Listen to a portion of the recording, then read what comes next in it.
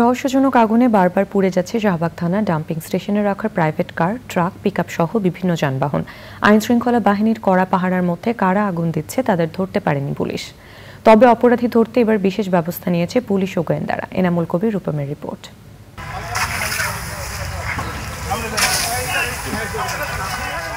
হঠাৎ হঠাৎ আগুনে পুড়ে যাওয়া শাহবাগের ডাম্পিং স্টেশনে রাখা যানবাহনগুলোর বেশিরভাগই আদালতের নির্দেশে রাখা হয়েছে ডিবির বিভিন্ন মামলার আলামত হিসেবে। পুলিশ, ডিবি ও আনসারের কড়া পাহারার মধ্যে কিভাবে লাগছে আগুন, সেই রহস্যের কোনো কিনারা করা যাচ্ছে না। গত এক সপ্তাহের মধ্যে আগুন লেগেছে অন্তত 4 বার। কারা আগুন দিচ্ছে, কেন দিচ্ছে সে সম্পর্কেও স্পষ্ট ধারণা নেই পুলিশের। কয়েকবারই ফায়ার সার্ভিসের মাধ্যমে এবং আমরা নিজস্ব উদ্যোগেও আমরা আগুন নিভিয়েছি। কিভাবে লাগে সেটির তথ্য স্পষ্টভাবে এখনো আমরা উদ্ঘাটন করতে পারিনি। অনেক গাছপালা হয়ে একেবারে মানে জঙ্গলের মতো হয়ে গেছে।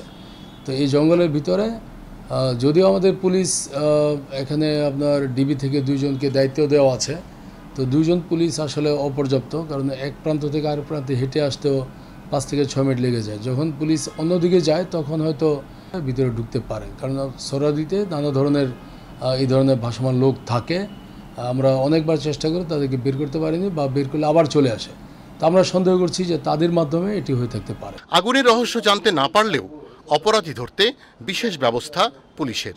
ঘটনাস্থল পরিদর্শন করে এ ব্যাপারে নির্দেশনা দিয়েছেন ঢাকার পুলিশ কমিশনার। যে রাস্তাগুলি দিয়ে আপনার এই ধরনের দুষ্কৃতিকারী এখানে আসতে পারে বলে আমরা মনে করছি, প্রোটেকশন, ডিফেন্স তৈরি করা, এই কাজগুলো আমরা করছি। তবে সিসিটিভি ক্যামেরা এবং ফ্ল্যাশ লাইট স্থাপনের মাধ্যমে আমরা এইটি ডিটেকশন করতে পারব। এই আগুনের পেছনে মহল বিশেষের কোনো ষড়যন্ত্র আছে কিনা জানার চেষ্টা করছে গোয়েন্দারা। Enamul Kabir, Rupam, channel I, Dhaka.